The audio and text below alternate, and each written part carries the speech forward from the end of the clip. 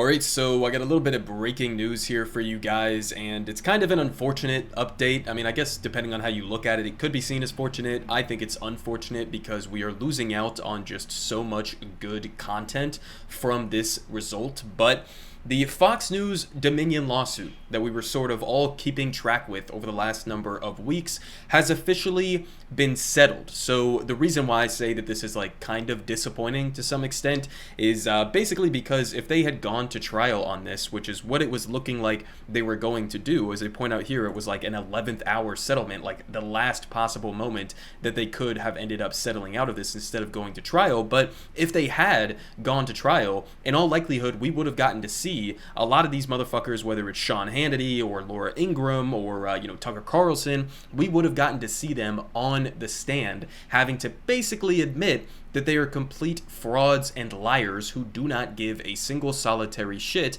about their viewers. And now we're not going to get to see that. So again, a little bit unfortunate, but at the same time, they kind of got a little bit of what they deserved, I guess, in terms of just a financial penalty. So a little bit here on the case from Axios, they say, Fox News settled with Dominion Voting Systems on Tuesday in what would have been a historic defamation trial in the Delaware court. Of course, remember back right after the 2020 election, you had basically them bringing on these absolutely batshit insane people like Sidney Powell and Rudy Giuliani and, pushing some of the narratives coming from Trump that essentially like these Dominion voting systems were being hacked or rigged by Hugo Chavez, who's not even alive, by the way, but, communists in Venezuela and a whole bunch of different insane nonsense, and how the election was stolen from Donald Trump and given to Joe Biden, and basically giving air time to some of those lies. Fox News was sued for defamation, and they had a pretty strong case, clearly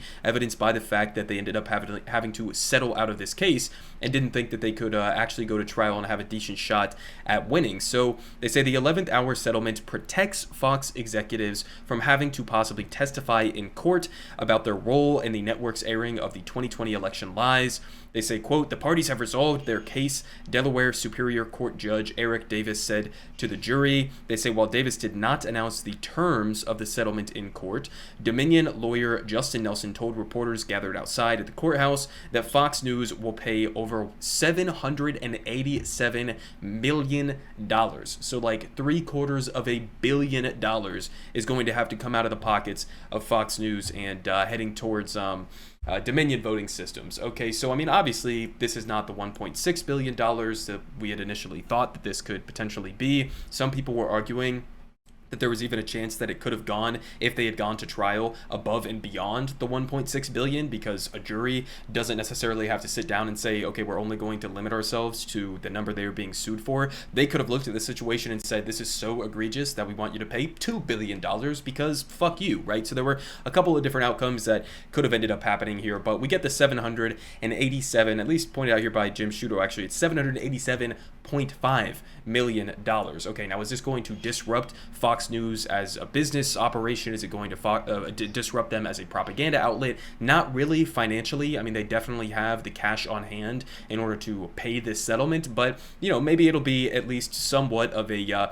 smack in the face for them to realize that, like, yeah, I mean, you can, do your little propaganda, tap dance every day, but you can't go above and beyond and, like, literally try to facilitate the overthrowing of a democratic election by, smearing a company like this. So here's the direct statement from Fox themselves. They say, in making the announcement, the network said, we are pleased to have reached a settlement of our dispute with Dominion Voting Systems. We acknowledge the court's rulings finding certain claims about Dominion to be false. Really? Is that what we're going with here? That's the weak statement that you could muster up. Some claims, yeah, they might have been a little bit false here. They say this settlement reflects Fox's continued commitment to the highest journalistic standards. What? This settlement reflects Fox's continued commitment to the highest journalistic standard. You guys are not even journalists. You're not even a news outlet.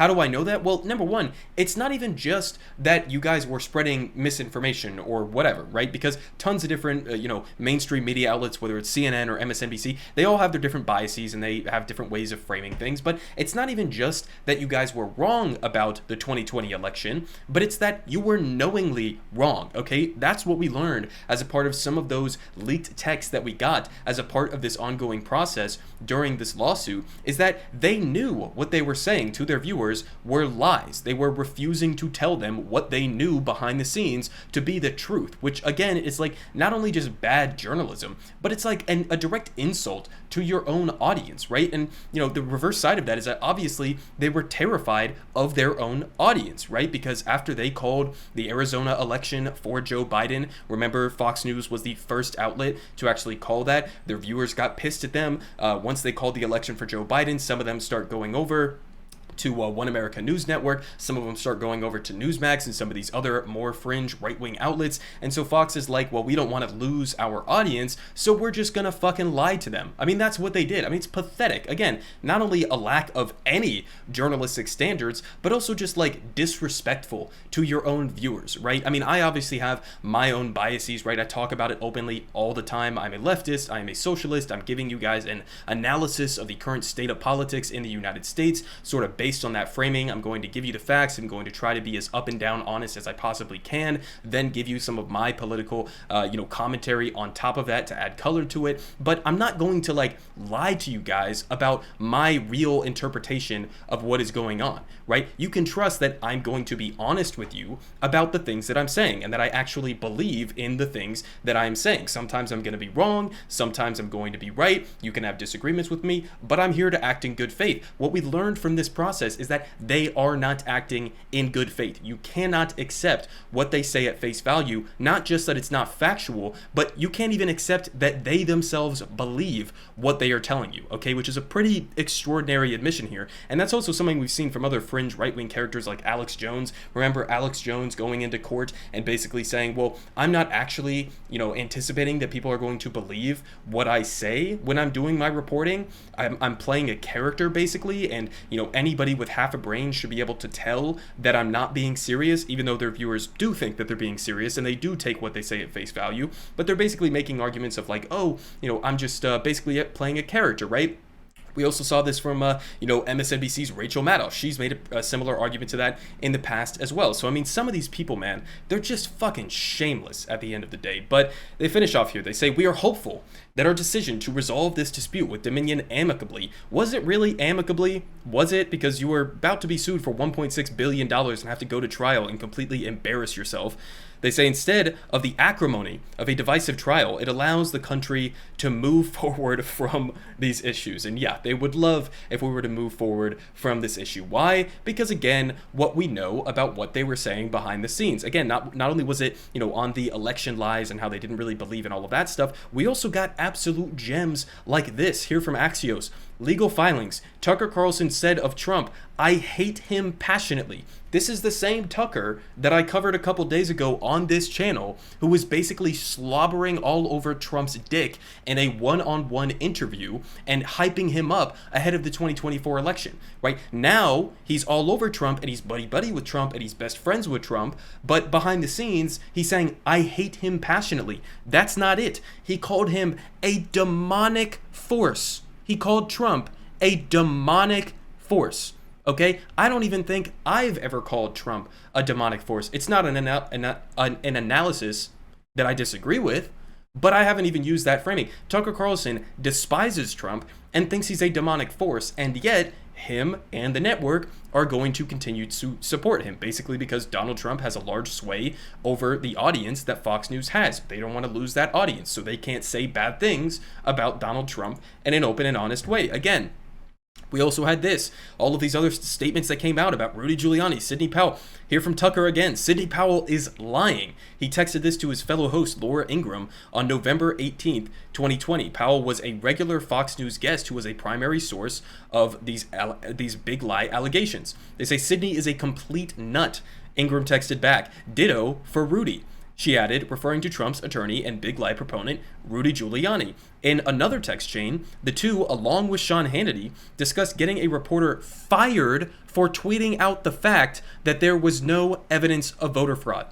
Okay? So let's just recap here. We have Tucker Carlson despises Trump. Tucker Carlson thinks he's a demonic force. Laura Ingraham, Sean Hannity, they all think that Sidney Powell, Rudy Giuliani are completely insane. But not only that, they also were, as in Fox News as a network, not only were they allowing these lies to be said on their network, they were trying to punish and fire anybody within the network that was going to fact check them over the election lies. I mean, again, it does not get more shameless than this. Okay, so, I'll say it again.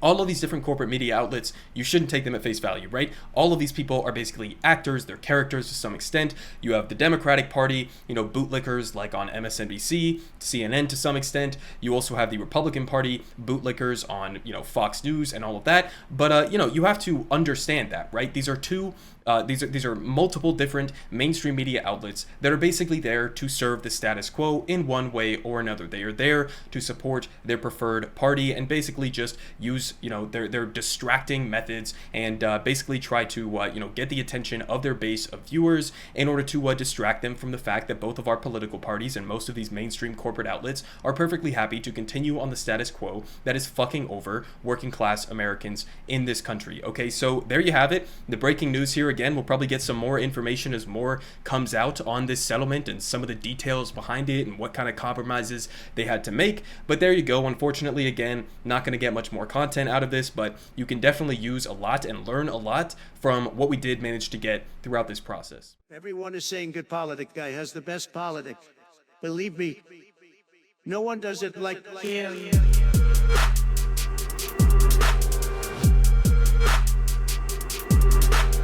Believe me, everyone is saying